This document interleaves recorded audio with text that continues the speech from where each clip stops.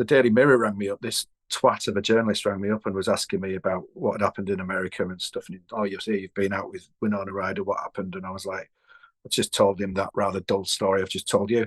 And then the next day we went down to London, and I remember we're going on the train to London, and I was getting a cup of tea from the buffet car, and the guy goes, "It's you." And I was like, "What?" And he was going, "You're in the paper." And he opened it up. He's reading the Daily Mirror, and it was page 7, I think. There's a massive picture of Winona Ryder, this tiny little picture of me. Sure. And then it said underneath, "Wild man of rock, Chris Helme says, I want a rider." Welcome. We are Neil, Luke and Dave. 340-somethings reminiscing on the runners and riders of 90s guitar music. We look at the bands who soundtracked our youth on both sides of the pond and interview some of our heroes from the bands that defined a generation. You'll hear about the good, the bad and the ugly of 90s guitar music. This podcast is Stupid and Contagious. Episode 38 of the Stupid and Contagious podcast. Chris Helme this week. It's a good one. He's got some good stories. Yes, we'll get into that in a bit. First things first, what's everyone been up to? Yeah, I've got a question for you two. Do you know a band called Snakes? Spelled Snayx. I saw it somewhere the other week, funnily enough, but I don't know much about it. No. Well, they're on. The reason I asked, they're on former guest Stuart Whiffin's podcast this week, and that's where I saw it. That's where I saw it. They're from Seaford. Shut up. What? Yeah. They're kind of like, I had a listen and I had a look at a couple of videos. They're kind of like a metally kind of Sleaford mods kind of shouty thing. Pretty good. Oh, I have to and check so it like out. Stu was like, where are you? And he's like, I'm in Seaford. He said he lived there all his life. I thought I was the only famous musician from Seaford. Jimi Hendrix lived in Seaford. He did. Didn't he? Well, no, he didn't. His girlfriend did. Or something. Yeah. That's the story. Wendy James lived in Seaford, didn't she? Wendy James did. Yeah, her mum worked at Annecy. That's your primary school, right? The RC school. But anyway, Snakes. Yeah, Seaford band. I'll fucking check them out. Everyone check them out. Yeah, pretty good. Fellow Seafordians, shout out to Snakes. Be careful of the spelling. Snayx. Right. Well, there you go. Dave, been up to anything? Been moving the greenhouse again. You're always DIYing these days, aren't you? Yeah, but the greenhouse. DIY king. Our neighbours call it Dave's no ban. Sorry. Dave's what? It's just one of your pre-prepared jokes like they do on Have I Got News For You, and it's so obvious that it's pre-prepared and they always fumble it. Dave's Go on, what? him. Give me another shot. All right. Don't edit But this, it's Neil. true. Don't edit. I'm not going to. Our neighbours call it Dave's nomadic greenhouse. Because it moves around a lot. Yeah. I thought it sounded a bit like Ned's Atomic Dustbin, and I was hoping you would make a comment like that. No, that is good. You failed. That is okay. Nomadic. It's got the same syllables as well, isn't it? Exactly. Well, right, yeah. the same beat. Dave's nomadic greenhouse. Yeah, okay. If it had the same syllables, it would be the same word, Neil. Sorry. Fucking hell. Same number of syllables is what he wanted to say. Yeah. Yeah, I'm not very good at stuff like that. I had to teach him a little bit about time as well earlier. Indeed. About the time difference between Australia and Britain, and how if you just travel between them, you're not going to stop time. Time's still That's what I thought would happen. Why would you think that? Because of the time difference, you just stop time. Anyway, I was probably wrong on that one. Yeah, well, I mean, if anyone can confirm or deny Neil's theory. Yeah, I've got a good story. I had a dream that I was in E17 the other night, but there was no other members. It was just me singing E17 songs. But I had to go up on stage in front of loads of people and do some E17 numbers. Did you have a white puffer jacket? No, I just nothing weird. I was just me, but for some reason I ended up in that position. Yeah. Are you a tribute act or actually 17? I think it's actually 17, but now, so all the rest of the members were doing other stuff. Did it go well? I can't. That's the only bit. That's where the dream stopped. I can't remember the gig or anything, but it was a weird one. Dave, It do you want was to a weird one. psychoanalyze that? I think it's a sign of his massive egotism. Oh, Is that a word? I don't know Yeah. if egotism is a word. Yeah. okay. But So it's a I sign of that. could have chosen a better band than that, though, couldn't I? Well, I do like E17, to be fair. Then Brian Harvey's been all over TikTok a lot lately, so it might be that. He's sort of a bit unhinged at the moment. I also binge watched Saxondale this week. Fucking loved that. I've forgotten how good it was. What's that? What is it? Never heard of Oh, it. shut up. Peter Coogan, not Peter Coogan, Alan Partridge. Not Alan Partridge. What's his real Steve name? Coogan. Steve Coogan. Saxondale. About this sort of aged like roadie who's just living like a normal life now. But it's really good. It's really good. You should definitely give it a go. Oh, It's very can't good. believe I missed that. Yeah, give it a go. Never heard of it. I like it. Mm. Yeah, it's good. It's only a couple of series of it, but it's funny. Anyway, should we get into this week's episode with Chris Helme? If you are watching this, then please do remember to subscribe to the channel, give it a thumbs up, leave us a comment below, let us know what you think of the Seahorses, Chris Helme, the interview. Just start a conversation in the comments below. If you're listening, then please do rate and review this podcast. Please do take time to do that because it really does help other people find our little podcast. Thanks. All right, I won't go into too much detail because we cover it quite fully in the interview. So I'll just give that a basic thing. I mean, I would describe him as a singer-songwriter, Yeah. right? Yeah. A bit like myself. Born in York in 1971. So yeah, basically playing in local bands around York in the early 90s, basically. And I mean, it's a famous story, but famously discovered busking on the streets of York by John Squire's guitar tech. Basically passed John a tape, asked to go to an audition, and yeah, basically became the front man of John Squire's post Stone Roses group, Seahorses. Pretty amazing story, right?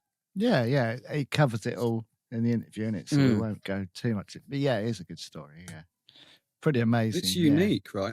Is there I any think other so. example of this Not where really, I don't think. someone has just been transplanted, a bit like Neil in his E17 dream, right to Yeah. the centre Yeah. stage of a band that Yeah. were all, they were going to be big immediately.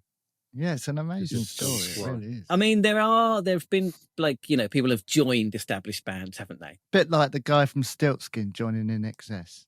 Well, who's the guy that joined Suede? Oh, Chris Oakes. Is that Chris his name? Oakes? For He was his example, fan, he suddenly, wasn't he? yeah, exactly. He was a big fan, wasn't he? Yeah, that's right. Yeah, That yeah, is a yeah, good yeah. So he example. Yeah, that's Yeah, kind but of thing. this is like the front row, right? The front man. That's quite unique. Yeah. I guess Faith No More was Yeah, Mike that's Patton's true. big Yeah, they were before that. established before Mike Patton came along. Yeah, true. But they weren't as big though. But yeah. So Seahorses, they only managed one album and 4 singles. All of them came out in 1997. So their album, Do It Yourself, got to number 2 in the charts, straight in at number 2. And they had 4 singles. Love Is the Law, which I'm not a big fan. I think that's their weakest one, although it's Yeah, I'm not a massive fan. yeah. Went to number 3. Blinded by the Sun, written by Chris. Love Me and Leave Me. And You Can Talk to Me, which wasn't on the album. Extra single, again, written by Chris. Yeah, all of them top 20s. Very successful band. Wasn't Love Me and Leave Me? Didn't Liam Gallagher have something to do with that one? Oh, I don't know. I thought he did, but I might just be making that up. Maybe someone can tell us in the comments if I'm right. Probably wrong, bit like the Australia thing. We don't know about that yet. We don't know. Maybe you can stop time, you fucking idiot. Instant success. Toured with U2, Rolling Stones, biggest band in the world, right? Just like you say, just transplanted into a huge successful band. Didn't last long. They broke up in 1999. over musical, and it seems very personal differences. Chris is pretty open in the interview about his relationship with John Squire. We'll have a chat about it after for sure. Yeah. So after that, he was in a band called The Yards for a while. They released a couple of albums in the 2000s, in the noughties. And then he's released 3 solo albums, one in 2008, one in 2012, and then one just a few weeks ago. First one in like 12 years, called A World of My Own, which I was listening to earlier, and it's really good. Yeah. And that's where he's at. I like it. All right, so shall we just get straight into the interview? Have a listen. Sure. Yeah. Oh, come on, you've got to give me a bit more than that. Fine. All right. Is Chris Helme from the Seahorses and from Chris Helme. Enjoy. Chris, thanks so much for coming on. How's it all going? Your tour schedule looks really busy at the moment. How's that all going? I love it when people say tour. It's to me, it's always when you sort of do like 3 months of 3 days on and a day off. But when you get to 52, there's no fucking way you can do that. So you kind of go, I'm going to gig on a Friday and a Saturday, and I'm going to do it forever until I die. So that's kind of what I've been doing, and I've been doing that for years now. So it doesn't really feel like a tour, but it is. I mean, there's plenty to do in between, those days. But I think I sort of tend to do about this year I'm hoping to do about 70 or 80 gigs this year, which it sounds a lot, but it's not really. That's a good amount. And then it is, and I love doing it. I don't travel with a band, it's just me, so I don't drive either, so I can just get on a train and entertain myself with Netflix and stuff and drink cups of tea and go to the loo when I want and all that, and not have to deal with road rage. I get passenger rage. I get a bit of passenger rage with shit travellers, but other than that, it's fine. Yeah. But it's kind of good. You literally just hop on the train with your acoustic guitar and off to the next venue. Well, I've got a lot of gear as well, so because these days you've got to carry around a lot of merch. So, traveling salesman with a huge kind of like literally got this bag which comes up to here, and I'm pushing it around with my guitar on my back. But I like doing it. It'll probably be the death of me, but there's worse ways to go. It's good exercise, isn't it? Not sure about that. It's probably breaking me more than it is making me fit. No, it's good, and I've got an album coming out as well, so that's nice to play new songs. And it's hard when I did this thing when the Seahorses split up where I just refused to play any Seahorses for about 10 years, and then I got a gig in Glasgow, and the guy rang me and he said, I asked him what did he want me to play, and he was going, well, the usual stuff. I was like, oh yeah, I've been writing quite a lot by this point. I had like 3 albums out. And he was like, I know the Seahorses stuff, want you to play that? And I was like, I've not played that for years. And he was like, well, you better learn it or you're going to get stabbed. So I ended up, that wasn't him going to stab me, it would have been everyone in the audience. So rather than buying a stab vest, I had to go to Borders and buy the Seahorses songbook, which was reduced to 99p. I had to relearn the songs, but I wouldn't recommend ever buying one of those books. I mean, you've got the internet and YouTube now, but back then you had to buy books. And it was wrong. All the chords were wrong. It was like, no way, but the muscle memory came back.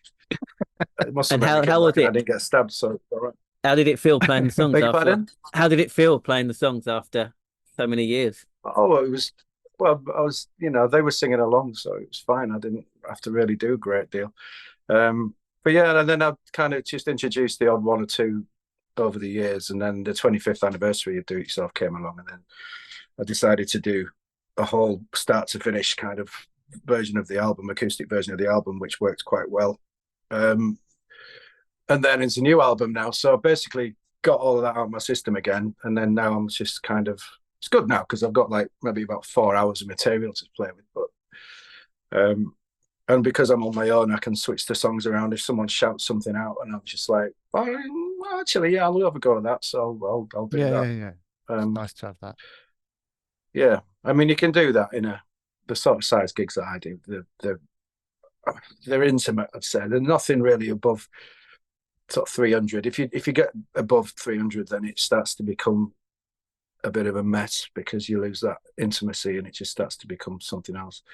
So I try to keep it kind of contained, really, which is nice because you get to do like 2 or 3 gigs in a row sometimes, depending on if you're feeling popular that week and someone decided to buy tickets for it. It's quite cool.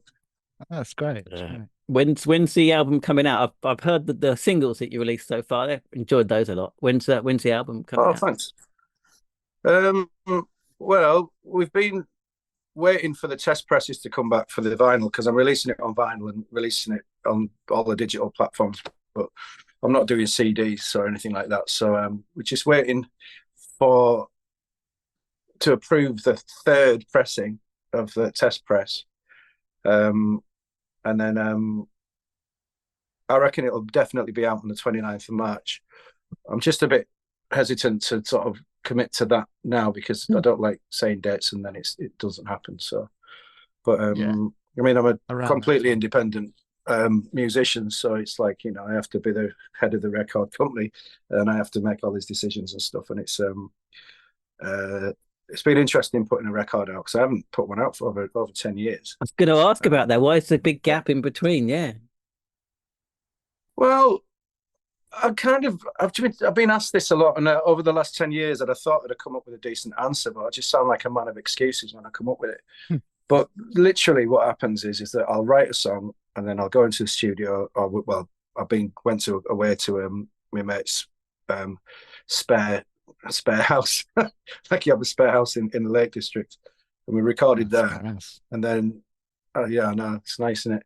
And then I ended up kind of listening to the tracks back, and I loved the music, and then I wrote the lyrics over the music, and then I wrote, you know, the melodies and just sort of stacked it up. And then I listened to it again, and I was like, oh God, I hate this. And then the next day I loved it, and then the next day I hate it. And then usually on the days that I really liked it, I'd probably celebrate and go out and get pissed. And usually the days where I hated it, I'd be hanging out my ass with a hangover. So it was like this kind of up and down yo-yo of kind of like, yeah, and no, and it went on like that for ages. And then I lost some files on my computer and blah, blah, blah. And then I gave up. I kind of just thought, what's the fucking point?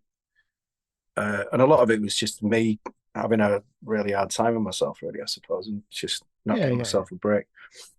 And I didn't want to put anything out that was shit. So, and when I was feeling a little bit down on myself, I'd just think everything that I was involved in was shit. So it was quite difficult to sort of dig myself out. And I know there's a lot of people who feel like that when they're kind of, especially when they really haven't got anyone to bounce off. I mean, I bounced off the musicians and stuff, but invariably they'd be as pissed and fucked up as I was, so I couldn't really trust their judgment. So it's like, what? I was kind of like in this sort of, I don't know, really. It was a bit of a hole, but I managed to climb myself out. Then COVID came along, and then I got divorced, and then I continued with the album. I decided to look at it from a fresh perspective, and I've written quite a lot of songs over that 10-year period as well. So what initially was going to be on the album, half of that's not there. There's a lot of other stuff which is a bit more fresh. But it doesn't sound like it was recorded 10 years ago, some of it. And when I've done the acoustic versions of the songs now, I still sound like me, which is weird. Because a lot's happened in 10 years. But yeah, so it's quite cool, really. And, you know, we've done these little segues in between. My mate John, he's a composer, and he's written all these sci-fi segues in between each song. So on vinyl, it's all continuous. Nice. Which will really fuck with the Spotify algorithms, I think. I'm not sure. We kind of get my song. Good. It finishes and it goes into this segue and it leads you somewhere else, and then it just starts with, I don't know, whatever song will be next, and it won't be me. But we'll see. Made Luke's day. Fucking hate Spotify. I do hate Spotify. Oh yeah, well, it is look at you. You've got the biggest record collection on earth. Yeah. For people that maybe have only heard your Seahorses stuff, what kind of sound? If they haven't heard your solo stuff, what can they expect it to sound like? it started off quite rootsy because I write everything on acoustic guitar. I don't play any other instruments apart from percussion and all that, bit of bass. But so it starts off like that, and then if it stands up on its own, then I'll go away with the band to bash stuff out. And sometimes we bash stuff out all together there anyway. It's a different way of writing. The Seahorses stuff was like, there was that whole write as many singles as you can, try and get radio play.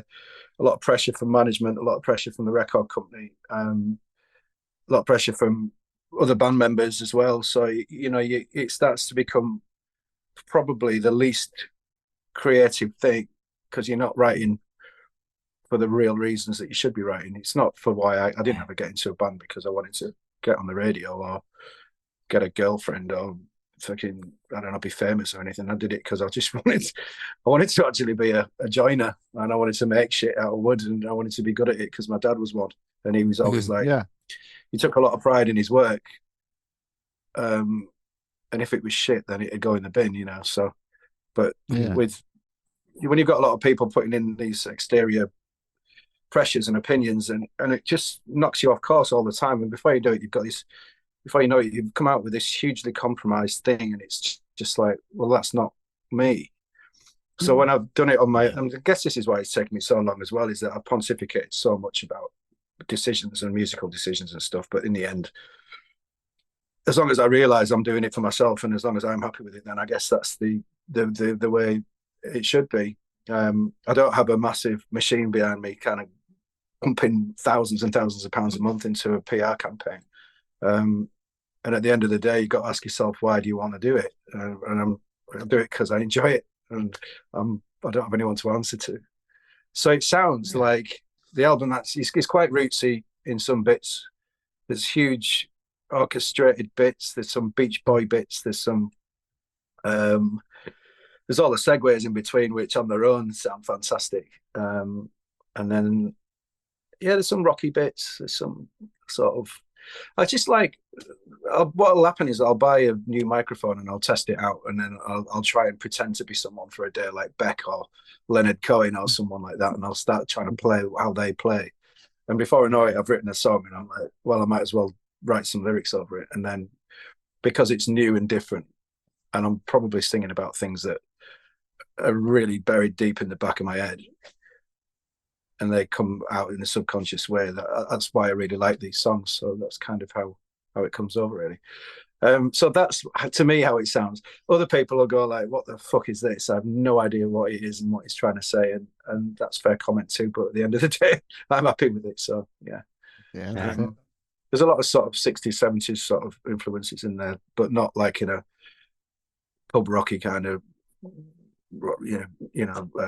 rock band kind of way. It's more sort of Tim Buckley sort of singer-songwriter stuff. There's a lot of double bass on there. I love John Martin and Nick Drake and all that kind of stuff. And I'll never be, I'm crap on guitar really when it comes to that. If I was ever to go to some folk club and start playing all these down tuning, which I can do, but I'm not very good at it. You get all these chin-stroking folky purists who just going like, you're just a fake, man. Practice more. But I'm not there to please them either. So I'm like, this is how the song goes. I fucking wrote it. Well, let's go back to the beginning. I think your origin story is pretty famous, but for people that don't know, can you tell us a bit about how kind of the Seahorses came together and origin and how you got started? Like a Marvel origins. character. I love that. Sound like a Marvel superhero. I fucking wish. The artwork would be a lot better, I'd tell you. The origin thing. Do you mean the busking thing? Yeah, I mean, how much of that is like bollocks, and how much of it is true? Yeah. It's true. I was a busker. I literally had like 4 jobs at the time as well, and I don't know if this really matters now historically, but I was signing on as well. So I was kind of. I think you've got away with it now. I think so. I used to sign on a Monday, and then right round the corner was the Viking Museum in York. When there was usually back then there was a huge queue of people, like from like 10 in the morning all the way through to sign 6 on o'clock at night. So I'd say, no, not to sign on. And I'd sign on, and then I'd go and busk in front of this queue of people queuing up to the Viking Centre. And a lot of the people, when it came to dinner time, who worked at the job centre, used to go past and they'd wink at me because they knew that I just signed on, and they'd throw me a quid or give me a pasty or whatever. And this went on for years. And then I was also working cash in hand in about 3 other jobs. So the day I was busking and I got spotted by, well, the record company decided to make it some sort of like romanticized Dickensian kind of thing where I was this little homeless street urchin, you know, trying to keep fucking warm on my last match type thing, you know? Yeah. And nose pressed against the window. Yeah. Please, sir. Anyway, so I was basically I was busking. I had 20 quid in my back pocket, and I was waiting to go and see my mum and dad. I was going to catch a bus, but the bus drivers would never break a 20. I had a guitar, and I thought, well, I'll busk until I get enough money just to get a bus, you know, cash to coins to get on the bus. And I did, and during that 10-minute period, this guy walked past who was a friend of John Squire's guitar tech, who's called Martin Herbert. But the guy who spotted me was called Dennis, and he sadly passed away now. But if it weren't for him, I would probably still be busking outside of Woolies, but Woolies doesn't exist anymore. Maybe I wouldn't either. I might have gone with Woolies. But so he's got a lot to answer for, and you know, I'm really grateful for it. But it was weird because I had to give him a tape, which was, if you had CDs back then as a busker, it meant your parents were really rich and no one would give you any money. So I had a tape of some demos that I'd just done at kind of a local studio, and I had to go to the York station to the photo booth to put my picture in it. And then that went straight to John rather than it going, because I was unaware that there was an advert at the time in the NME. You know, it's like ex-Stone Roses guitarist looking for a band, basically. So it got, I think he was inundated with sort of bin bags full of people's applications for this job, and mine just got straight to the top of the queue. And so John came to watch me audition. Well, it wasn't an audition, it was a gig. And I was really drunk, and I made a bit of a dick of myself, just being pissed and annoying, and kind of it was dreadful. And then I thought that was it. And then a week later, he came to see me play again, and I thought he was there to see someone else, so I didn't care. And I think he kind of liked the idea that I didn't give a shit. And I played another gig. He asked me to play Manchester at the Roadhouse, in between these two rock bands. And yeah, that was weird. But then he asked me to join the band, so he'd kind of made his mind up by that point. And even then, when we went away to like the Lake Districts to flesh out the songs, I suppose, we didn't have a drummer at that point. So there's just me, Stuart, the bass player, who's also from York, and then John, and then Steve Adge and Martin, the guitar tech. So we had 5 of us all in this cottage for a couple of months. We were just fleshing the songs out, really, and it was interesting because, you know, I was given a 4-track. I'd never been given one before. And rather than learning the guitar parts, because I only knew about 3 chords, so John obviously knew about 10, so at least. So I'd be like trying to keep up. He's not bad with that. Yeah, there you go. And rather than learning the complicated fucking 15 chord songs, I was like decided to mess around with harmonies because I've never really done that before. I didn't have a 4-track at home. You know, it's just faffing around, just figuring it out. And then that's why there's loads of harmonies on the Seahorses album, because it's just John really liked them. I didn't have a clue what I was doing with harmonies either, so they're a bit weird. But Tony Biscotti liked them, so that's good enough for me. Yeah, it was good. And then we got a drummer in. We couldn't decide on drummers. And then we got Andy Watson, who was he was in a band with Stuart years ago. John wanted a singing drummer, you see. He thought that singing drummers, you know, hung from trees and grow on trees. Sorry, hung from trees is something different. And he just thought everyone was like Rennie, you know, and he don't think he really realised how blessed he was with someone like Rennie. And Andy was a good drummer, and Andy could sing, and Andy got the job, and he was in the band for about maybe a year and a bit. came on the American tour, and things fell apart, and I think we all fell out, and so he left, and then we got another guy in, and then we got another guy in, and then did loads of touring, and then the band split up. That's it in a nutshell. There we go. Thanks very much for that. Cheers, see you later, mate. Bye. Yeah, cheers. So you're in the Lake District. I've probably told this story a billion times, so I'd just like to wrap it up here. That's good, man. That's good. Can you tell us a bit about the songwriting process? So you're in the Lake District. So was it you and John mainly doing the songwriting? Was it your songs you were working on, or were you making completely new songs? Well, I was surprised because I had a bunch of songs, but I was surprised that he wanted to play any of them. So what had happened was I had my own kind of set up in my bedroom where I'd have like my 4-track and microphones and stuff, and I'd sit there and figure stuff out that we'd all rehearse together during the day with the ideas that John presented initially, and then we'd record it, and then John would go and overdub on the recordings in the privacy of his own room. I'd work out what I was going to do with the lyrics and stuff and try and learn the guitar parts, and Stu would also work his parts out with me. But then quite often when John would go off on his own, so me and Stu would be just sat there after bashing it out all together. Me and Stu left, and we just basically start jamming.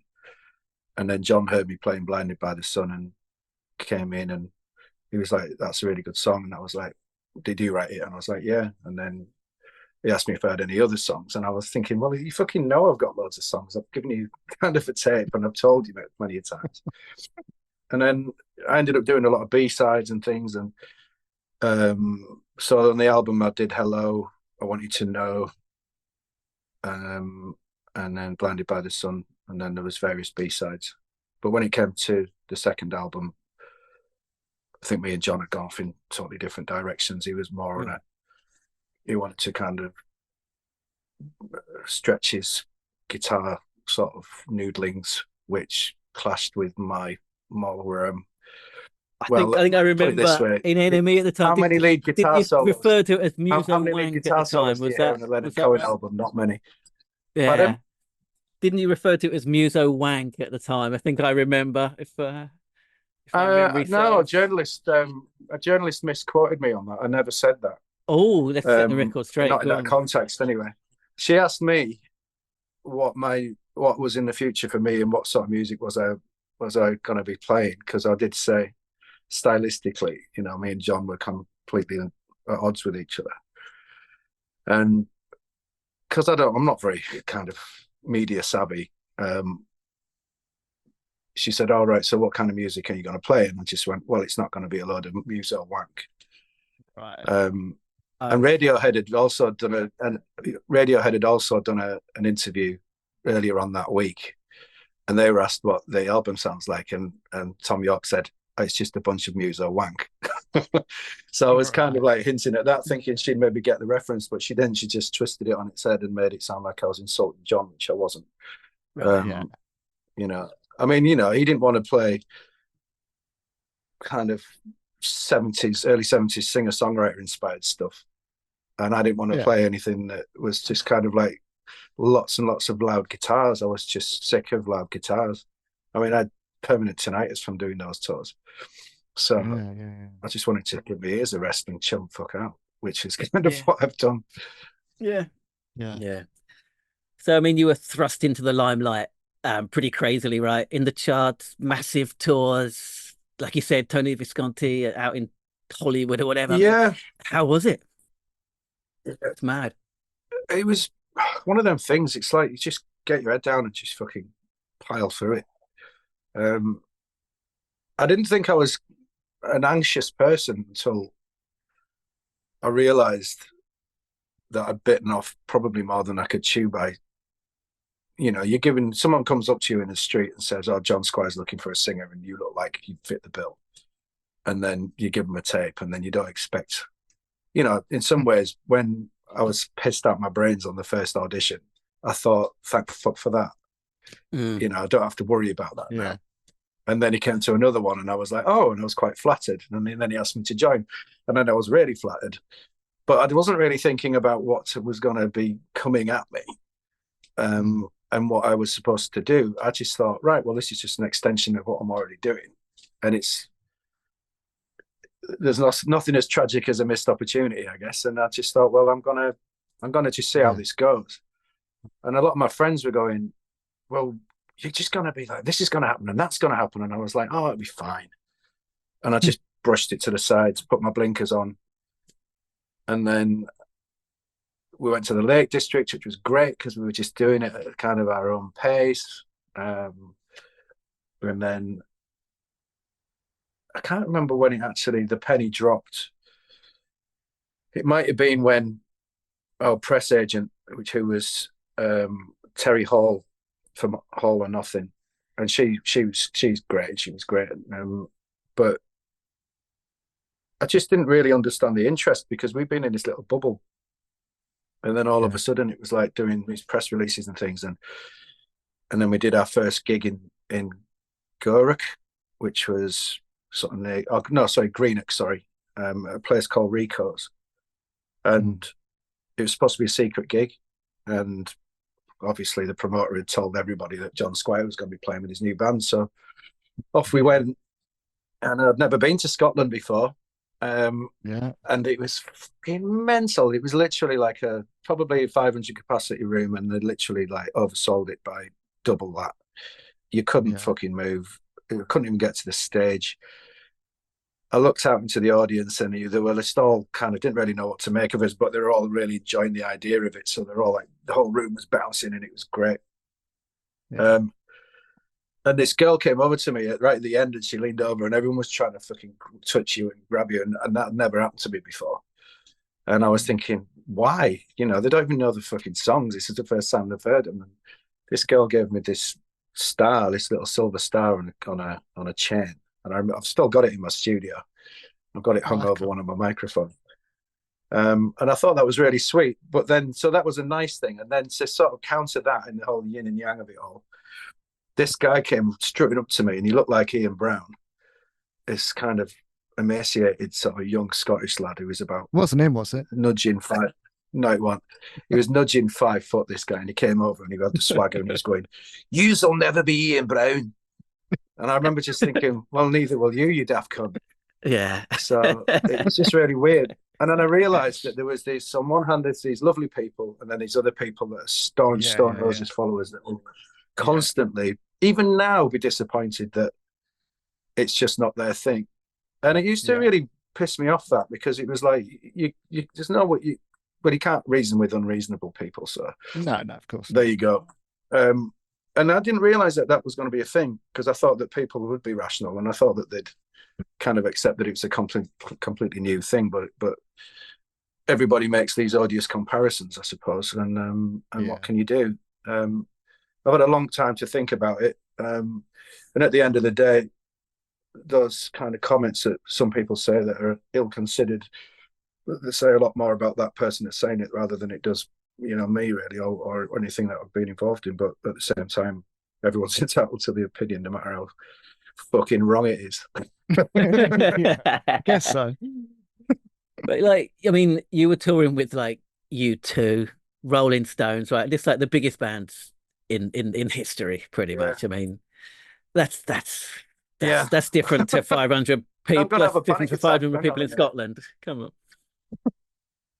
Yeah, that was weird. I mean, the thing is, again, I just had to get my head down and just carry on and do it. And the Stones one was weird because and U2, I think we were playing. Oh no, it's the Stones one where we were playing a lot of the stuff from the second album, and I wasn't particularly keen on any of it. And it's one of the reasons why the band split up. I mean, there were pretty awful songs, to be honest. And I was literally there. It's one of those things where you have those nightmare situations where you've got the best thing in the world, which is supporting your favourite band ever, It's the fucking Rolling Stones. Yeah. And I'm there singing these songs, which I don't like. Yeah. And I could not put my heart into it because I didn't like it. It was like being in a wrong relationship, and I couldn't get out of it. Legally speaking, I was kind of tied to it. But you got 90,000 people there, and we supported them. I think the Stones did 4 gigs with them every night, and these massive stadiums, and it was. We did I think Stockholm, Copenhagen, Vigo in Spain, and somewhere else I can't remember now. And it was great, but it also made me realise that the Rolling Stones have been so mega famous since they were 19. They've literally got, so when they're doing one gig, the next gig, which will be the day after or maybe a week after, that's already just been set up at the same time that this gig's happening. So it's all happening kind of, they've got, I think they had like 3 different touring companies that were going around, and that's a massive operation. Wow. That's and it's huge. like, yeah, and it's like, they are a business, like a big corporation almost. It's Rolling Stones Incorporated, and it's just like a lot of responsibilities to kind of make sure that people get paid. And also, they've got so many songs to play. They're all really old. It's like, and you can't go to the shop. They couldn't go to the shop and buy a pint of milk and not get any grief.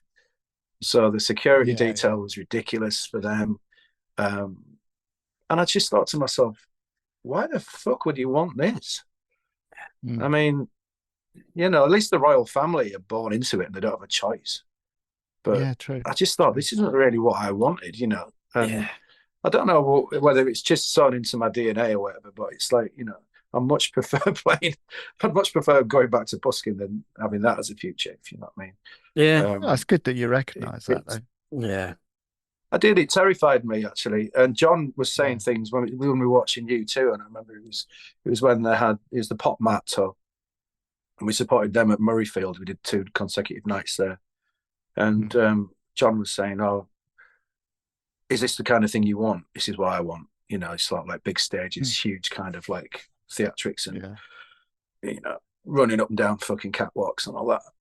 And I'm just thinking, well, I won't like to be running up and down a fucking catwalk when I'm his age. He looks exhausted. And I'm probably quite lazy as well. So that's another reason why my album's taken so long. I mean, I've sat down at gigs for them. I sound like the most boring fucker ever now, but it's like I sit down at gigs because I know I'm going to get old. I don't, you know, it's, but he has to sit down at gigs now. You know, he's too old to run up and down stage like Iggy Pop. You know, it's like, fuck that. I was sitting down when I was 36. Yeah. You know, I don't have to worry about there's no shame in that. Future-proofing my career, I think. There you go. Did you at least get to meet any heroes, except for the Rolling Stones, I guess? Yeah, I met Jarvis Cocker was the first famous person I met, and because he won't remember, but he'd been on Nevermind the Buzzcocks loads. So, and because he's a utterly genuine person, there's no airs and graces with him. So when you're actually speaking to him in the flesh, you feel like you know him, which obviously I didn't. But he was really polite. He was really nice. He was wearing a skirt, actually. I remember him wearing a skirt. He was at the Nebworth gig, at Oasis Nebworth gig that they did. And yeah, he was the first famous person I met. And then because we supported Beck, which was a real treat because I loved Odelay when he was out. Yeah. So he was doing the Odelay tour, and we supported him at Dublin Castle in Dublin, in the quad. So that was a really cool gig. And I think we charted quite high at the time. So there was a lot of interest with us. And I went backstage to meet him. And he's quite a quiet guy, really, I suppose. And he's wearing this suit, this grey suit, this kind of tailored suit. And I thought he'd be like kind of really tall for some reason, and he really wasn't. He's like one of these kind of Prince characters where he's just like these kind of mini geniuses. And he just didn't really know what to do. And I think our tour manager goes, "Oh, this is Chris from the Seahorses." And he was like, "Oh, the support band, right?" And I was like, "Yeah, that's right." And then the tour manager said something like, "Oh, they're doing really well. I think they're number 2 in the charts." And he was like, "You guys are at number 2?" And I was fucking crushed. I was like, no. Which actually made me like Beck more and made me try harder because I love his music. I mean, I really do. I cannot fault it. And I think it's clever, it's inventive, it's creative. And I love his acoustic stuff as well because it sort of draws from the similar influences that I have as well. So yeah, that Beck was a cool one. Mm. I met Winona Ryder, which was weird. Oh wow! And then I'd like Winona the press Ryder. got hold of that and made a bit of a mess of that. She wanted to use a song on one of, I think she bought the rights to a book, which was about people who went round and put up tents for circuses in the 70s. I don't know if it ever got made into a film, but she wanted to use one of my songs for it, and but she wanted to bypass the publishers, and I think she just wanted me to give her it. And I didn't understand anything about how the business works, so I met up with her once in the Milk Bar, I think, in New York, after we'd done a gig, and then that was that. And then there was a few phone calls afterwards, and then I got back to England, and the Daily Mirror rang me up. This twat of a journalist rang me up and was asking me about what had happened in America and stuff. And oh, you see, you've been out with Winona Ryder. What happened? And I was like, I just told him that rather dull story I've just told you. And he was like, oh, is that it? And I was like, yeah. And he was like, so you didn't shag her then? And I was like, for fuck's sake. And I just hung up. Yeah. And then the next day we went down to London, and I remember we're going on the train to London, and it was quite early in the morning, and I was getting a cup of tea from the buffet car, and the guy goes, fucking hell, it's you. And I was like, what? And he was going, you're in the fucking paper. And he opened it up. He's reading the Daily Mirror, and it was page 7, I think. There's a massive picture of Winona Ryder, this tiny little picture of me. Sure. And then it said underneath, wild man of rock, Chris Helme says, I want a rider. It's like, oh man, that's so good though. But you've got to forgive him that headline. I mean, I was mortified, but I was laughing as well. But I was just like, oh, fuck's sake, really? And it said something along the lines of, so when I asked Chris if there's anything going on between him and Winona, he said, well, I don't really want to say anything, but let's just put it this way, we're really good friends.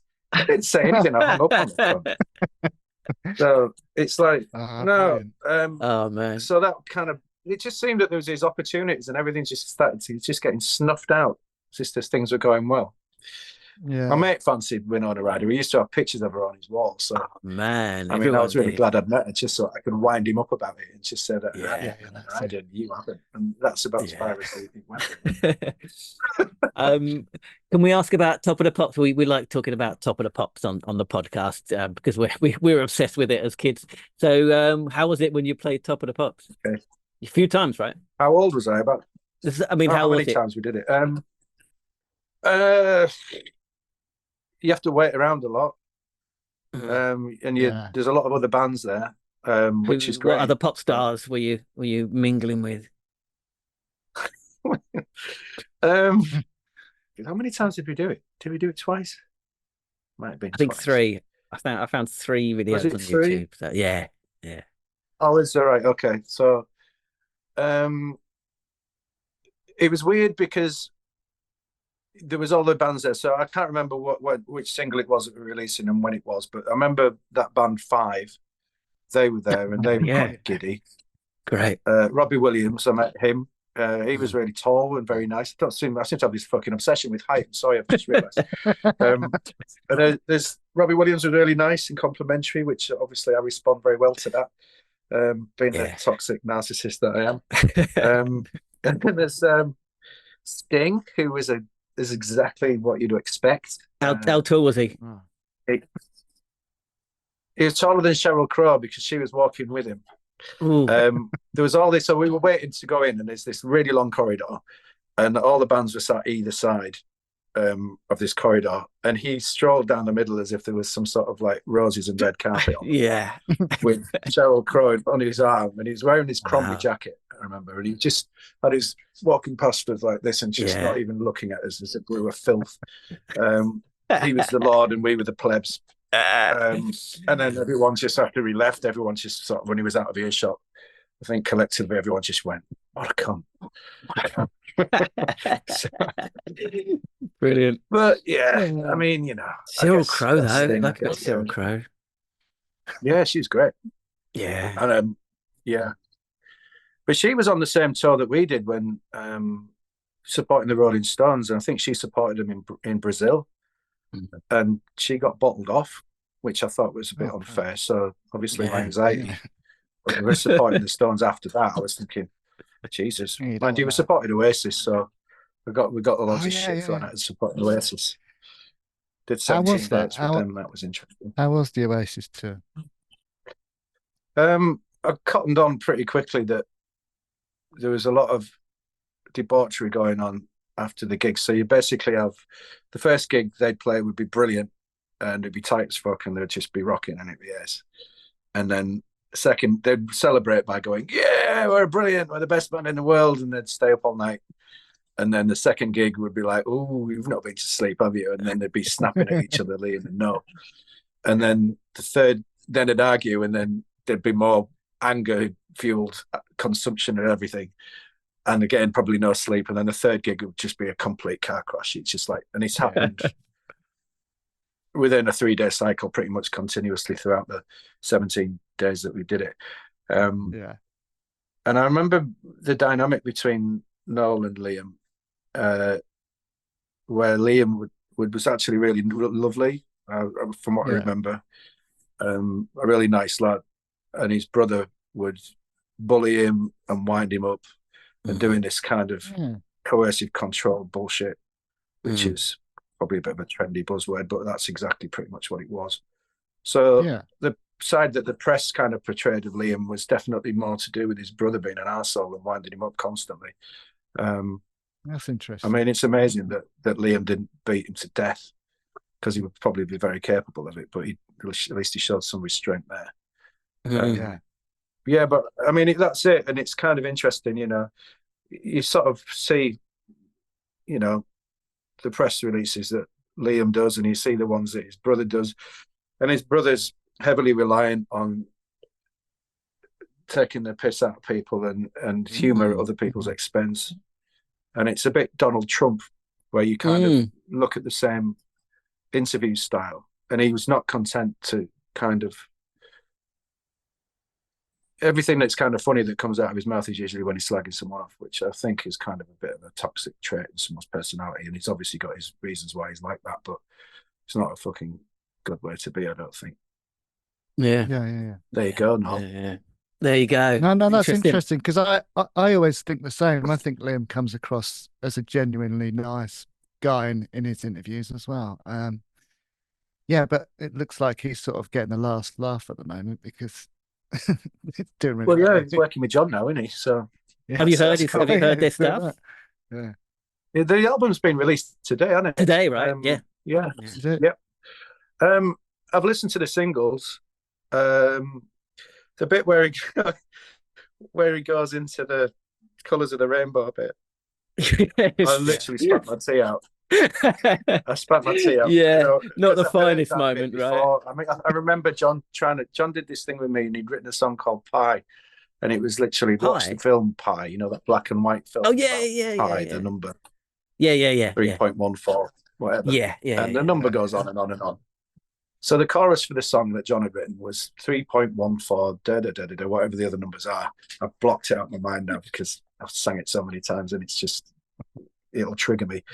But I was literally like, you want me to sing this number? And it's like, yeah, I think people really dig it. I'm like, even I can't remember it, and I've sang it 100 times.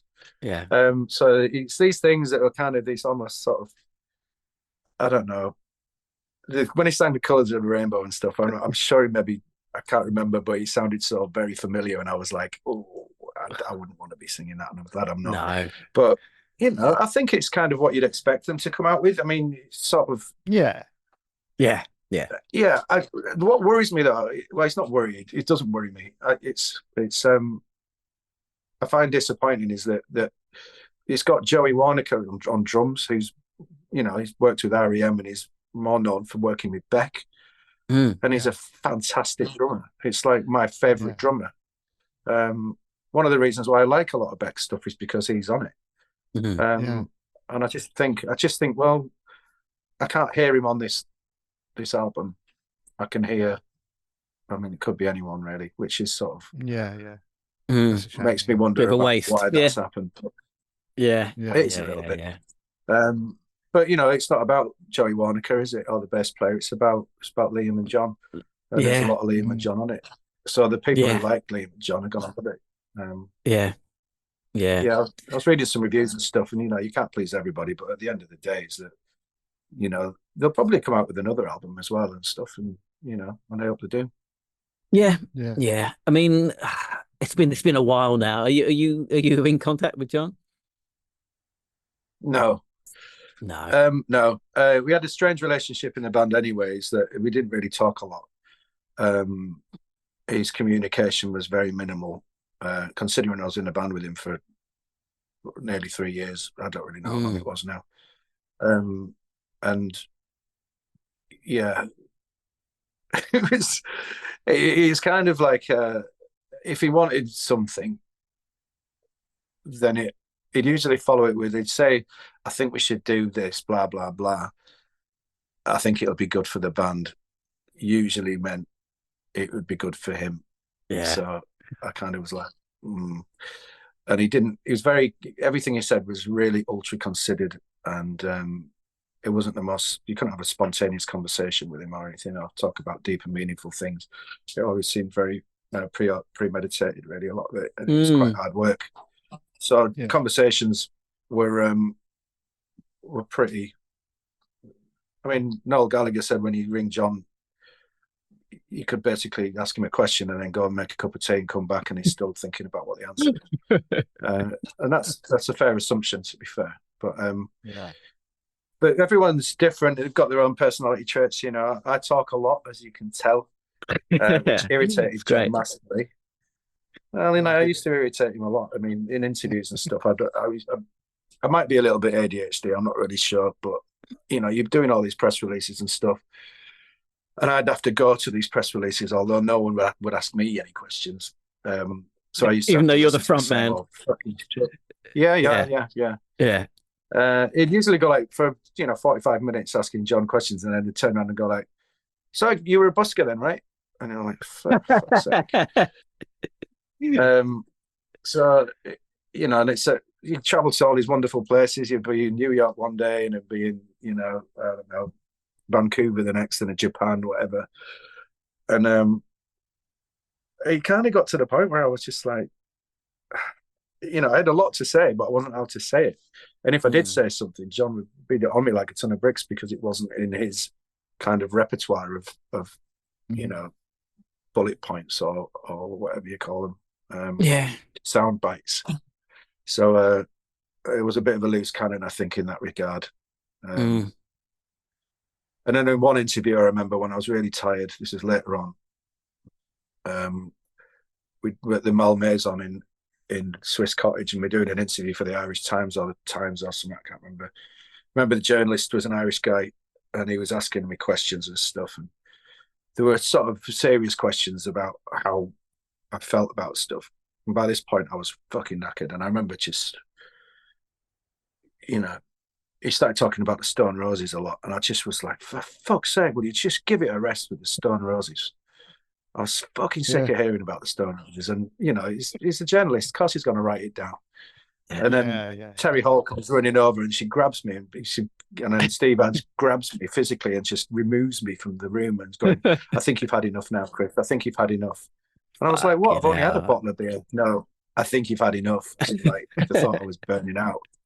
And I think they were right. I was exhausted. So, and this became a bit of a bone of contention, really, because. But that sounds really fucking patronising, though, right? Like telling you what not it's not to patronising. say. It's just people.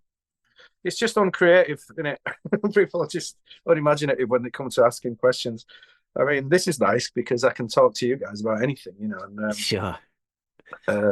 Even now, it's like I kind of get asked the same old questions, and especially at gigs where you'd be like talking to people at the end of the gig, and if anyone asks me, there's like, is it true you have found busking on the streets outside of Woolworths? That's one of them. The other one is what's John Squire like, and the other one is like, are you happy now? And one is like, I am happy now. But for all three questions, I charge him £1 because I'm going to be rich by the end of it. You can guarantee it's like everybody wants to ask you this shit, and they need to be a bit more imaginative.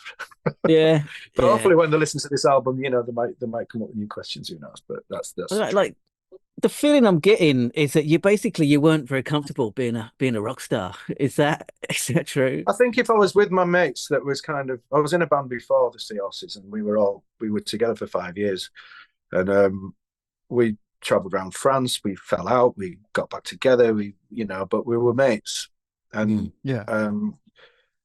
that was a real strong bond, and there still is between people who are in that band. Whether we like it or not, there's a real connection there. We kind of went through a lot together. Whereas with Seahorses was like, right, jump on and hold on, and watch everything whiz by really quickly. And it was hard to soak anything up. And everybody had their opinions before you could even I realized what I was supposed to be or what I was supposed to be doing. So it's very difficult for me to understand what was needed, and also trying to bat off. I thought it was impolite to kind of, I guess I was a bit of a people pleaser really, and I was just trying to please everybody and not pleasing anyone at the same time. So, which isn't rock and roll at all. This is kind of, so it shows us kind of a bit more about my personality back then. But I think now, because I'm a bit more weathered now, so it's sort of like I know how to bat it off, or I get it. But so I can understand. You think if it had happened with that band and you're all mates and you'd have taken off and you were on top of the pops and supporting you too, do you think you would have embraced the rock star lifestyle if it was you and your mates doing it? Yeah, I think so. Because it would have been on our terms. Yeah. And there wasn't an established hierarchy either. It was basically quite mercurial, really, in that it's just we had people, we knew what each other's skills were, and we let them get on with it. And I mean, you could be yourself rather than this contrived bullshit, which I ended up having to fucking eat on a daily basis. That's always going to end up. That's always going to end up how it ended up, basically, isn't it? It's just it's not. Especially when you've got bands like all the bands that I liked were, you've got Pulp, for instance, who Jarvis Cocker was. It was Jarvis Cocker. The reason why we like Jarvis Cocker is because he's pretending to be anyone. Then you've got, there's lots of bands that just kind of were themselves. It was fine. There didn't seem to be any nonsense with it.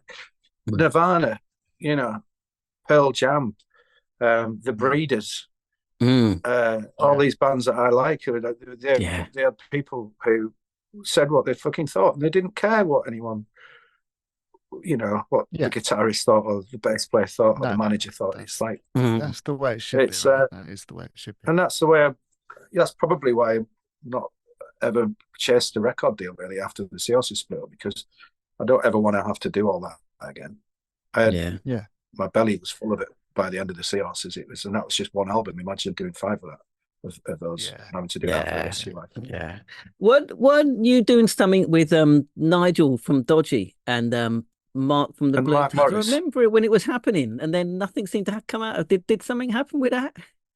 You know what happened with that? I really don't. I'm asking. Oh fuck. Oh okay. Sure. Oh okay. Let's. No, it's fine. I don't mind answering it. I hadn't really thought that at all. I'm not taking a piss. No, don't worry. It's fine. Me, Mark, and Nigel were we were doing a lot of gigs on the circuit, acoustic gigs, and then invariably when you're doing these spinning circles of gigs, you'll meet up, and there was a point where 3 of us were all playing at the Square in Harlow, which has now been demolished.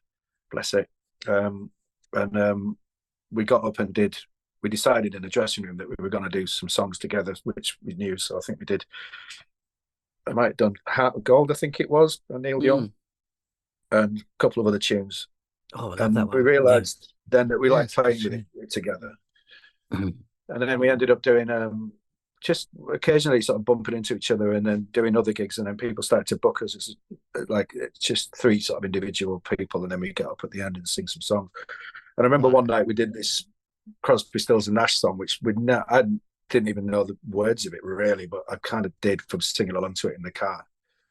And Mark started playing it, and then Nigel sort of started singing, and we all started singing, and before we knew it, it was in these kind of 3-part harmonies, and we all figured out where we were with it, which was kind of quite cool really. So we decided that we probably should go out as kind of like the trio of us doing that, and maybe do some write some songs and do an album.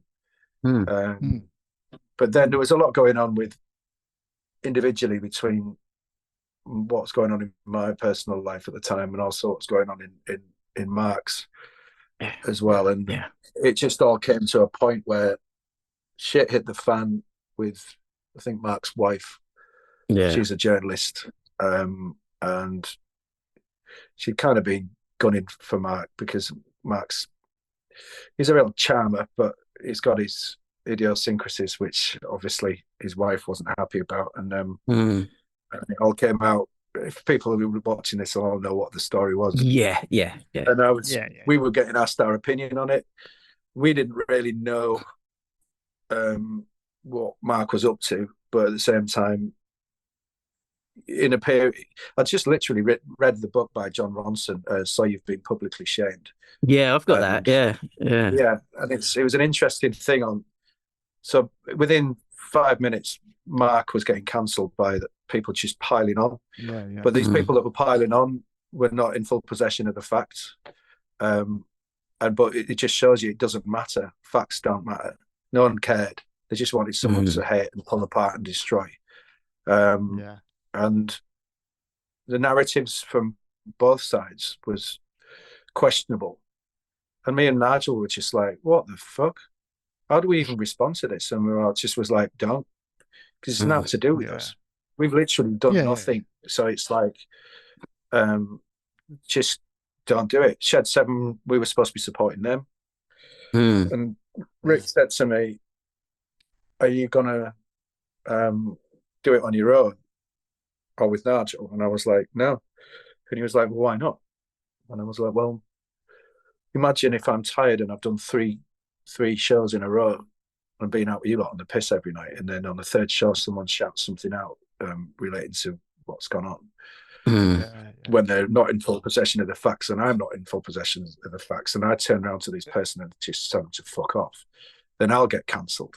And I would and he was like, but you're going to lose out on so much money, and it's just before Christmas. I was like, you could pay me fucking double and I'm not getting on stage doing that because this, I have no control over this thing. Again, it's massive hysteria and irrationality where people can just tear someone apart without knowing anything about it. And it just shows you how there's a big bloodlust out there.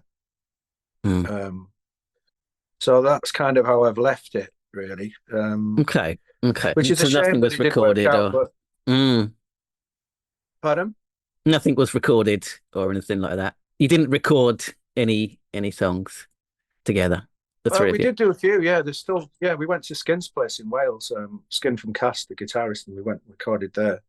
And there were some good songs, but, I was still writing with Nigel, and I go over to Wales to record with him, but he's got his thing going on with Dodgy doing a lot of gigs and stuff, and I've got my solo stuff coming out and everything, so it's just, but it will happen. Me and Nigel's voices work really well together, and I'm a massive fan of Dodgy, really. They were the first. I used to work at a place, venue called Fibbers back in the 90s, and Nigel and Dodgy came. They were the first proper band I saw that actually sounded like the records that they made, and I was blown away. And I remember it being quite a big, strong influence during the 90s. There was Dodgy, The Verve, Oasis, Paul Weller, Blue Tones. Oh God. I mean, Pulp, but I can't write music like Pulp. It's kind of Eno-esque, isn't it? A lot of that stuff was quite sort of Roxy music kind of stuff. I was into Suede as well, and a lot of grunge stuff. I used to love the Lemonheads as well. Really like that. So do we. Album. And the Breeders. I wasn't really massively into the Pixies until later, but I really liked the Breeders. I think I really fancied Kim Deal. I think that's probably what it was. But that kind of boss, it's just fantastic, isn't it? It never gets old, right? It's so good. I mean, you've talked about Shed 7. I think you've played with some of the Shed 7 lads, I think, over the years, and then you've talked about. I went to school with them, So. Oh, really? Yeah. Rick was like a year younger than me, I think. And they were the first band from York to get signed. I'm from York, so they were kind of local heroes. It was like the only people that York had ever produced was Guy Fawkes and Judi Dench, so it was kind of a big deal. And it was funny. I worked at the venue, Fibbers at the time, and they used to come in, and it was like royalty had arrived. And then I ended up doing. I used to go and sing in the pub that they used to play. They used to just play pool in, and I'd do like a Tuesday residency in there, and I'd be singing Neil Young songs and all the rest of it. Started playing some of my own songs. I remember looking at them playing pool and just thinking, I'd love to support them one day. And then the Seahorses happened, and then and then I ended up going on tour with Shed 7 after, I think, when I'd released the Rookery, so that was about 10 years ago, and they asked me to go on tour with them. And that was cool. I was in a band with Paul Banks for a while called The Yards. Oh, really? He left because he realised I was slightly social. I was a bit more of a socialist than he was. He was quite business-minded, and I was more into the kind of, hey, man, why don't we just have like a commune here, man? Yeah. There's no hierarchy. Do the show right here. Yeah. So, like Shed 7, they've had a #1 album. Cast have got a new album out. What's your take on this kind of this raft of 90s bands coming back and making like really good music, basically? Good, yeah. I mean, I think the thing is that the music industry's changed so much. This is literally my first digital release, so in the digital age, with the social media age, sorry. So it's kind of like things have changed so much over the last 10 years. I think these bands have been touring a lot and playing a lot of the old stuff, which people love, and the tickets sell really quickly. But then, if they're anything like me, it's like they get to be frightened of the idea of becoming a legacy act. So you got to prevent that. You come out with new stuff, and if you're still writing a lot of songs, then why not? Weirdly, Cast recorded in Andalusia, and so did Shed 7 with Youth, who produced You Can Talk to Me single back in the day. So he's got his studio out there. It's definitely because Youth sort of did, he's involved with was it Urban Hymns, I think, initially. He was the reason why they didn't make any money on the royalties, because when Bittersweet Symphony he fucked it up, did he? Well, he did it once with because he was working with us as well, and I remember asking him the story about what happened there, and he was like, "Yeah, well, it's not the first time it's happened." And I'm like, "What do you mean?" And he goes, "Oh, do you remember Little Fluffy Clouds by The Orb? Is it The Orb?" Yeah. And I was like, "Yeah," and he goes, "You know the little voiceover of the woman talking?" I was like, "Yeah." He said, "Well, I used to go around when I was touring, and I'd record bits and bobs." This is what he was saying. I'd record bits and bobs from the radio that I thought would be quite interesting, and then just use them as kind of stock for shoving into dance tracks and things. I was like, "Oh, right." And he goes, "So anyway, that ended up on the Orbs record, and it's why it's called Little Fluffy Clouds." So it became a massive hit. And the woman who was talking, doing the interview like we are now, she sued them, and she won, I think. Yeah. So he literally has this kind of allergy to clearance houses, so he doesn't ask permission to use it. And then when he did slows down the creative process. You would have thought he'd learned his lesson by then. Yeah. He had I'd like to say he had his fingers singed by the Orb experience, and then the rest of the Verve had their fingers fucking burnt off for 20 years. And then the Rolling Stones basically gave them the royalties back. Yeah, that's right. But so that's Youth's fault. Yeah. So I'd like to listen to all of these albums that you mentioned by Cast and Shed 7 to see if there's any samples on there. See if there'll be some slipped in there somewhere, I'm sure. Yeah. All right. Well, thank you. We've kept you a really long time. Neil, do you want to ask the question we always ask? Yeah, so we always asked our guests the same question.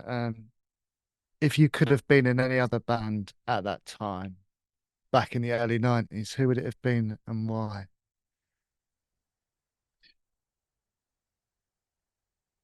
Back in the 90s. Any era is okay. Would Really, it be, I never thought about that. No, I'd probably been in Neil Young's band, actually, I think. Mm. Oh, nice.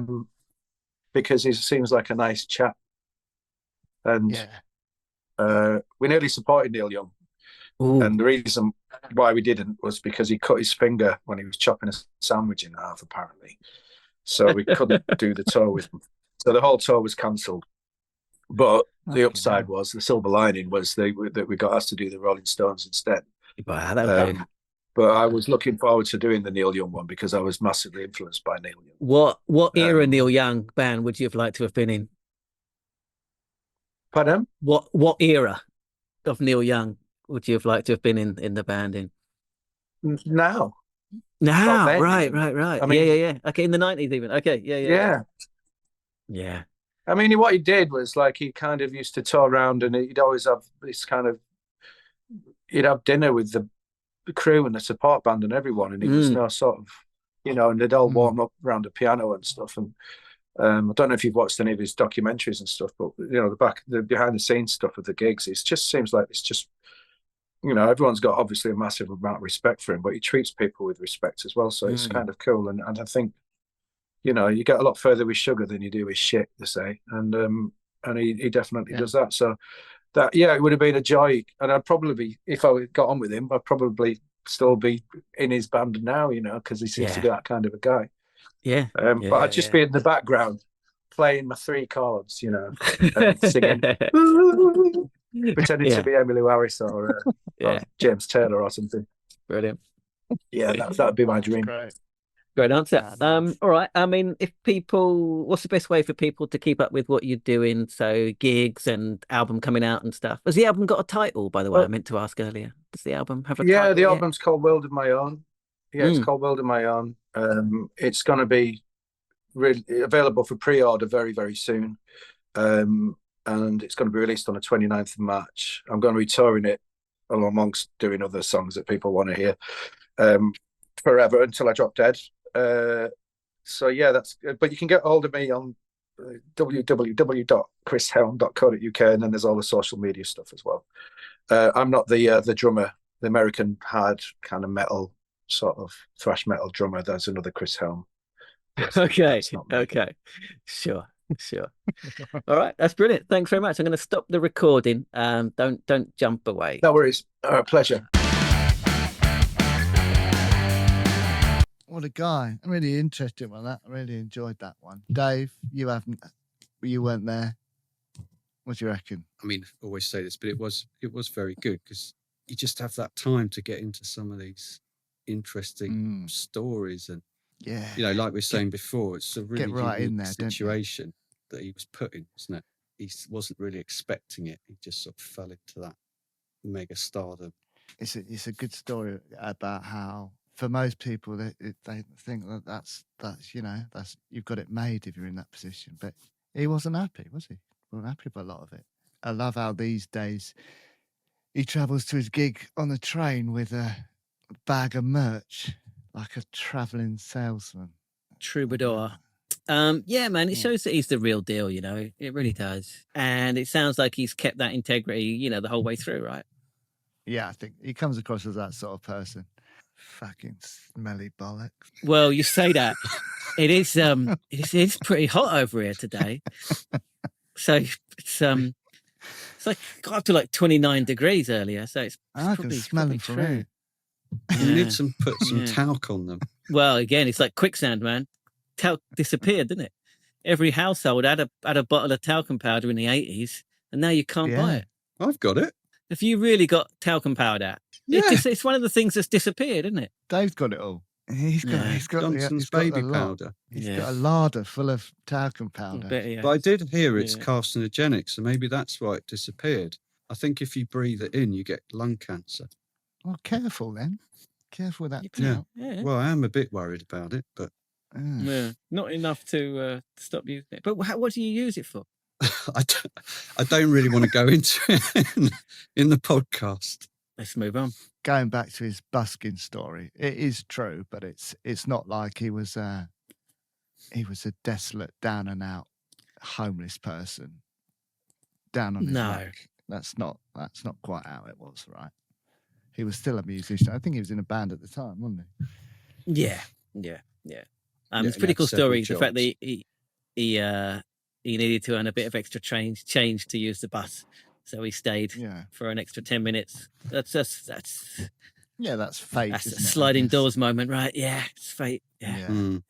But yeah, I think that came across in the interview that although he was given that massive sort of opportunity, he was a musician in his own right, wasn't he? And he always tried to stay true to that, I think, and that's where it got a bit messy, I think. I liked his little story about how now when he plays, well, he didn't play any Seahorses songs for like 10 years or something, and then he had to buy a songbook to learn all the songs. That's brilliant. Going to buy and it was wrong. A songbook to learn your own songs. Yeah, they're all wrong. Well, sometimes they do the songbook in the wrong key, right? To simplify that's what it's saying, isn't it? Yeah. Do you have songbooks, Dave? Or Neil? Yeah, I've got a few songbooks, yeah. Yeah, who have you got? I got Leveling the Land. Have you? Oh, really? I had that. That was the first one I had. Yeah, I think I might have had that one. Use Your Illusion 2. Oh, wow. Maybe I borrowed all these because I remember these as well. Yeah, I mean, they're expensive, so we would have lent them. They were, weren't they? You used to buy them from like HMV. They're like, they were expensive. I remember that. Even then, it was over £20 for the Use Your Illusion one. And that was like £50 in today's money. It's quite a big thing back then. That's right. They had a whole rack in HMV of song, how to play, blah, blah, blah. Yeah. Fucking hell, I've forgotten all about that. They were expensive, yeah. So he talks affectionately about his dad and wanting to follow in his footsteps. My dad's a gardener, and Your dad's Chuck Norris. I thought you were going to say he was like a freedom fighter, mercenary, defending America against Russians. He never did and doesn't look like Chuck Norris. That's the funny thing about it. No, the funny thing is he looks exactly like Chuck Norris. That's good enough. Oh, yeah, the meeting with... well, he played with Beck, right? He supported Beck. Yeah. And what I wanted to pick up on was, surely when Beck said, he couldn't believe you guys are at number 2, surely he didn't mean that as an insult. He must have been like, wow, you're at number 2. I don't know. Not the way he told it. He was like, you guys are number 2. Yeah. Yeah, but it's probably more like, because they didn't look like pop stars. Yeah, but also in America, it's who was fucking number 2 then? It was Hootie and the Blowfish, Bolton or something.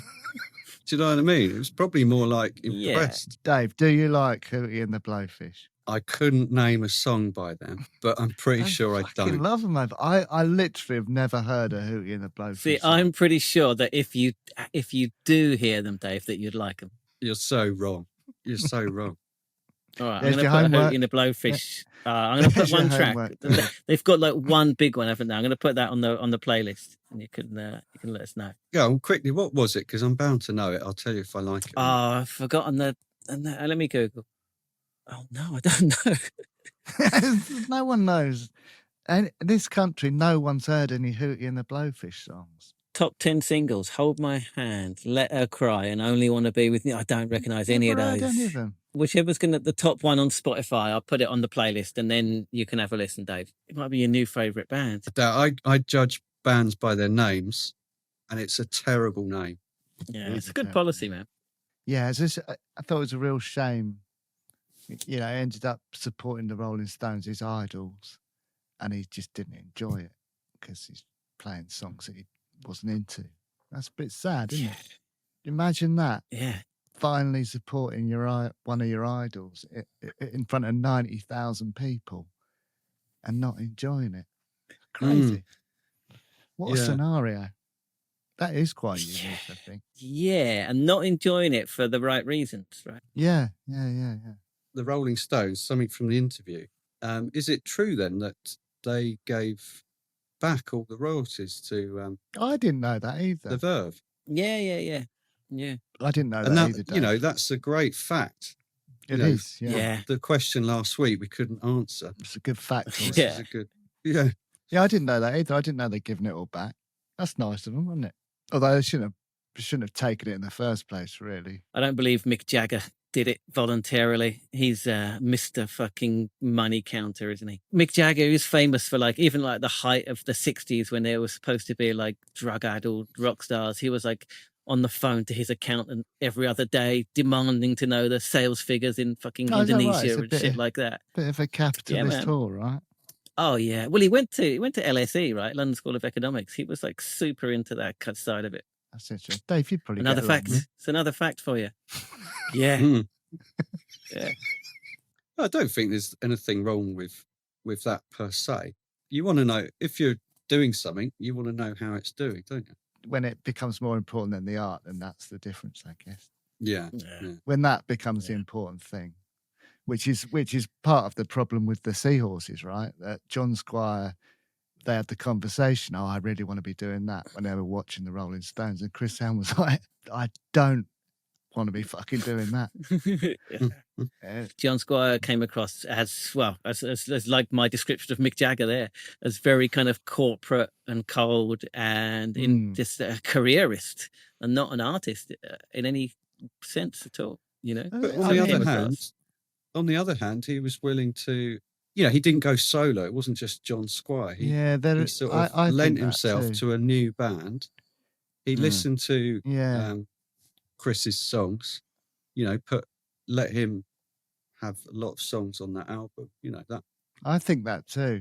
I think that although he is and was very driven, I think he did have a respect for Chris Helme and his songwriting and his singing.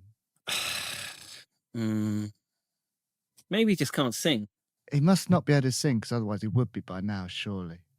Yeah, he must just have a terrible voice. Well, he's got a really bad voice, John Squire. It'd be good to hear, wouldn't it? Like, really bad. Maybe he sounds like Joe Pasquale when he sings or something. Got a really high voice. It's funny. Did you see him on Jonathan Ross recently? He was on with Liam Gallagher. Heard about it. It was a bit nonchalant, wasn't he? Well, he just wouldn't say anything. And it became a bit of really? A joke, yeah. But that's part of his thing. They used to do that in the Stone Roses as well, I think. It's quite difficult to interview them. I think that's kind of the persona he puts across, isn't it? He's quite sort of nonchalant. But it sounds like it's not a persona, because Chris was saying that's how he was with him. Even, when they were by themselves, they would be the same. So it's not a persona. Maybe it's just the way that's he him. is. Yeah, maybe it's just the way he is. Oh, he's probably quite an interesting guy. He's probably just quite within himself. A lot of people are. I'm a bit like that sometimes, I guess. Yeah, but that's okay. But then if that extends to like being a dick to other people, there's a line. Cool. No, of course not. Yeah. Well, obviously, we haven't spoken to John Squire, so we can't confirm or deny what sort of person he is. But speaking to Chris, it would seem they're very, very different people doing music for very, very different reasons. I did enjoy him taking the piss out of the Liam and John Squire stuff. He's quite open about that, wasn't he? It was fun. He's right. That is really fucking cheesy when it does that rainbow. It says the colours of the rainbow. That is terrible. Yeah, well, didn't he say that he tried to get him to sing a song when they're in the Seahorses, and he just couldn't get his head around it, because it was just naff. And I think that's around the same time that they supported the Rolling Stones, and that's why it was all such a horrible experience for him. I don't know, it's it was just never going to work, that band, was it? It wasn't built on the right It did work. It worked. One album. That was brilliant. Like, everyone had, loads of people had that album. It's a great album. Copies floating around our house. It was huge, I remember, it was huge. But then it didn't work, because the magic happened before, when that was recorded, and before all the attention and the bad stuff. But for that time when they did that album, it was very good, I think. I mean, there does seem to be a bit of a theme with John Squire's bands that, they did 2 albums in Stone Roses, but it does seem to sort of fall apart Well, because of John, right? So, well, you know, that's what I was, sort of getting at. Maybe there is a common sort of. Well, he did the same thing to the Stone Roses' second album as he tried to do to the Seahorses' second album that never materialized, right? Just noodly, wanky. Yeah. Yeah. I mean, he did succeed in the Stone Roses second album. It is quite epic. Yeah, it's not stuff. bad. It's not bad, but yeah. So we got another character witness in the ongoing trial of is Noel Gallagher a wanker or not? We should use this podcast to sort of, although we use it to build a picture of the 90s, we should also be trying to work out whether Noel is or isn't a bit of an arse. Well, the evidence of this one, he's not, right? No, he is. No, he is. Oh, what? Why? Go on. Heavily. I've missed. Yeah, twice. Right, lay it out. Why? Well, he said he was a bully, and he said that his behaviour towards him was basically coercive control, and he was deadly serious. Dave shot. That wasn't in the interview. Definitely was. I've got it written down here. When? You've watched the wrong interview. Chris Helme. Yeah. Yeah. What did he say? Did you watch the right one? I don't remember anything about Noel Gallagher except when he was talking about him speaking to John Squire on the phone. Well, he said that Liam was lovely, and basically he's surprised that Liam didn't beat the shit out of Noel every day because he kept kind of pushing him, provoking him, and bullying him, and basically he called it coercive control and made him out to be a bit of a kind of nasty, manipulative kind of. And he basically says that even now in interviews, the only way he gets a laugh is by taking the piss out of other people, which is kind of true. That is his mode of humour. Belittling other people. Yeah. So yeah, maybe, but we don't know. So yeah, through this podcast, we're going to try and build a comprehensive. It's a bit unfair, isn't it? We need to get him on. Yeah, no. Well, I'd love to get him on. It'd be great, and we could find out for ourselves. But yeah, can we move on from Noel a minute? Because I got something for you. Because you didn't watch that bit. Yeah. So I picked up on like how he said himself after mentioning people's heights a couple of times. He did yes, yeah, that was good. And I'm a bit like that too. He said Robbie Williams was surprisingly tall. So I've made a little quiz for you. Oh, here we go. A little quiz. What, smaller or taller? Yeah, so I've got. You need to give it a title. What's the name of the quiz? Surprisingly short or surprisingly tall? Go on, him. I think smaller. That's the name of the quiz. My name was better, but is it me versus Neil, or is it just fun? Is it we playing for points? Well, there's always a competitive side, but yeah, you just pipe up. Okay, and what do points mean? Nothing. Right, so I say someone, you say, are they surprisingly short or surprisingly tall? Don't worry, I haven't got many. Right. Keir Starmer. Surprisingly tall. Surprisingly short. Luke's right. He's like 5'8", 5'7.5". He's 5'7". Bring him on. I love it. Come on. Justin Trudeau. Surprisingly tall. Correct. He's 6'2". Yeah. That tall. Despite wow, I his didn't know baby face looks. Taylor Swift. Surprisingly tall. Oh, you It's not surprising because she's she's renowned for being tall, you dick. She looks tall. Yeah, she's 5'11" tall. 5'11", isn't it? Reese Witherspoon. Surprisingly short. Yeah, small. She's only 4'1". Jeff Goldblum. Tall. Surprisingly tall. And this is a trick because he's not surprisingly tall at all. Because he was the tall guy. So it's not a surprise. That's fair. This game's terrible now. No, I like it. I think it's outrun its course. I got one for you. 80s pop star Nick Kershaw. Wouldn't it be good? Surprisingly short. Neil? Surprisingly tall. Dave's right. How tall is he? 5'7". 5'4". 5'4". Is he? 5'4". That is short. That is short, right? That is short. Yeah. He was my hero. Nick Kershaw, yeah. Yeah. Love Nick Kershaw. Okay, that concludes this week's game of surprisingly tall, surprisingly short. Join us next week for another round. Sting's a cunt, that's confirmed. What's he done? Did none of you watch this? Is it just me? He didn't say he was a cunt, though, did he? He literally said he was a cunt. He said he'd be what you'd expect. I don't think he used that word, but I think that we can Oh, I think was the you'll find he implication. did. Yeah, Sting's a cunt. Cheryl Crow's a fox. I Want a Rider. That's a good headline, wasn't it? That's so good. I do like Winona Ryder. I'd like to go for a coffee with her. And that's not a euphemism. I would like to just sit and have a coffee with her. She's quite an interesting person, I think.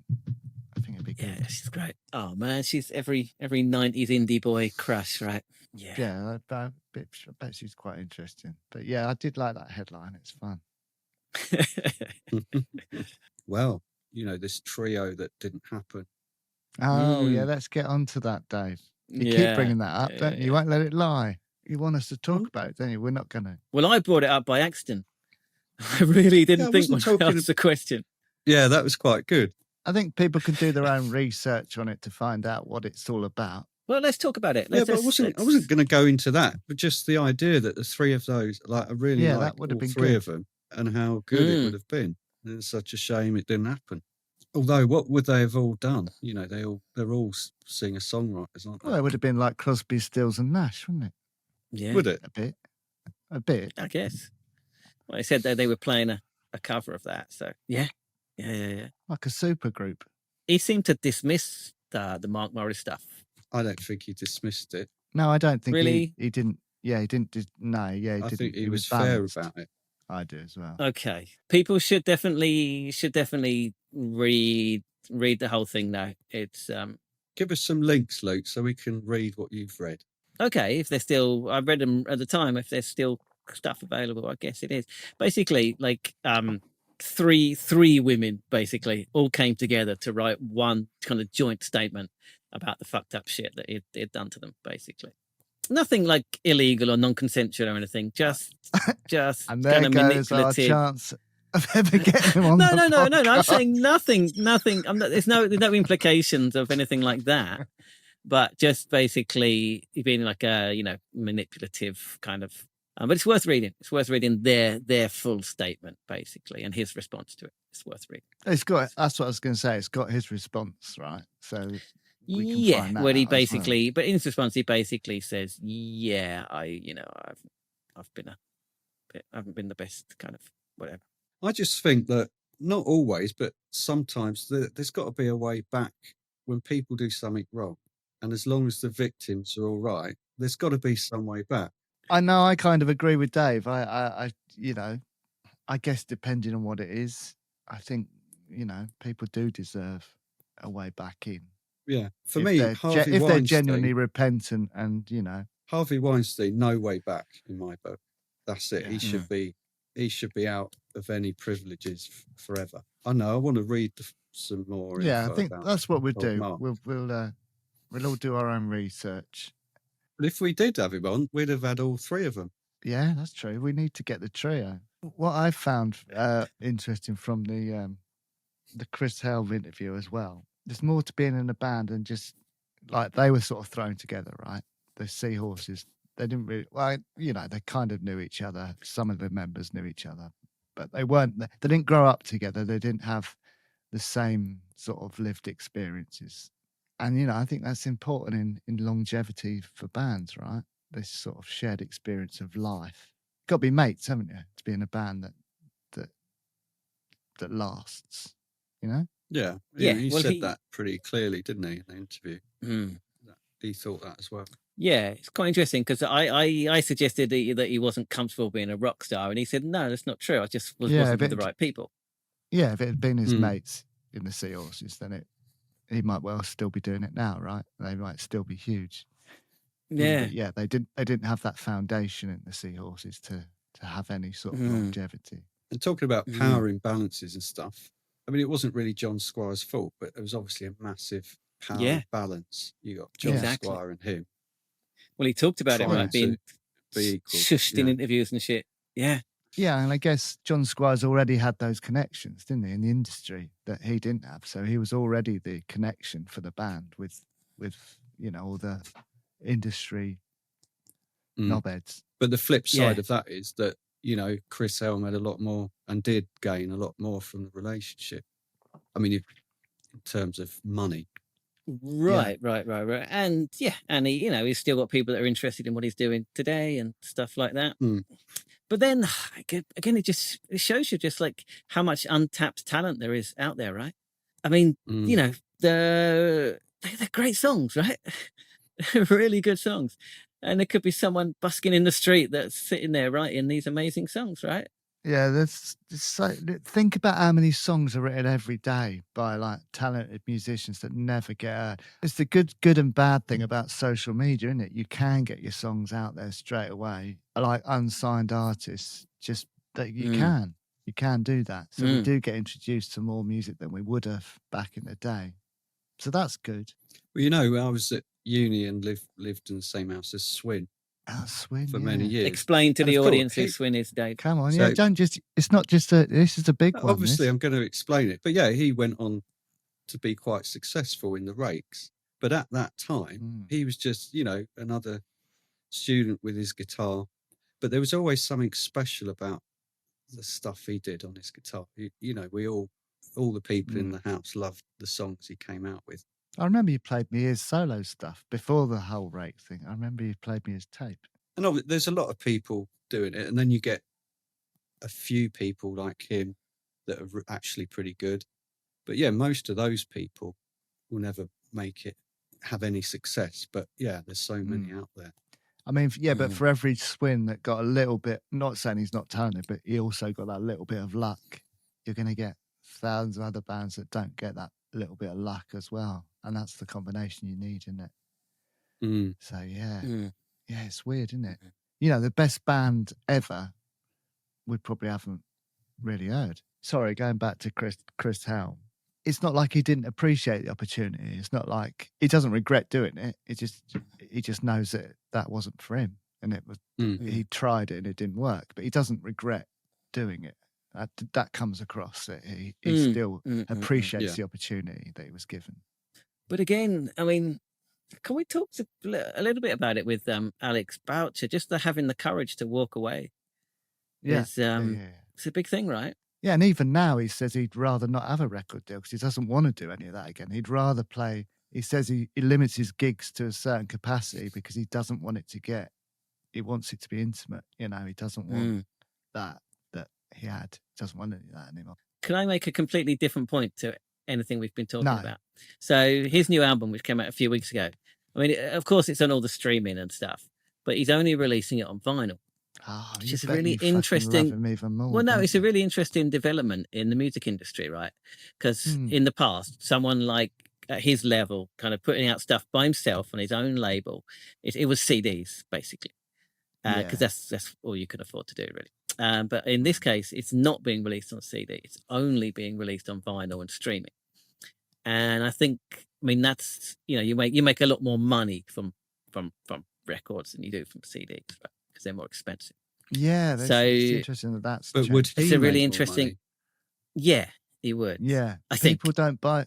No one, literally. But not literally. No one buys CDs anymore, do they? There's no value in them. Yeah. There's no value in it because they're not. You can get the quality of a CD by streaming, and it's visually it's not much, is it? A CD, but vinyl you do get that. But what I meant was with Chris Helme, it can't be without any risk. He's got to sell X number of records or he's going to lose money, right? I don't know what that number is. Yeah, you have to be very careful with the amount of records you press and stuff. A lot of them do it through crowdfunding, so they already know before how much they're going to have. So people sort of pretty much pre-buy your record, and then you know how much you can put into the pressing process and stuff. But I think bands love it now because I think bands always wanted to release vinyl, but it was never viable. But now it kind of you're kind of encouraged to do it, which is good. Yeah. It's just interesting the way the industry's changing. Just wanted to say that. And it's a good album. Loads of great tracks on it. Have a listen. Yeah, I've been enjoying it. Yeah. You're going to put some on the playlist, right? I am. Yeah. So that's it for this one. There's a bit of homework for all of you there if you want to go and read up on the Mark Morris story. But yeah, we'll leave it at that for now. Thanks, Chris, for coming on. Really enjoyed that one. what a nice guy, right? Really lovely loved guy. it.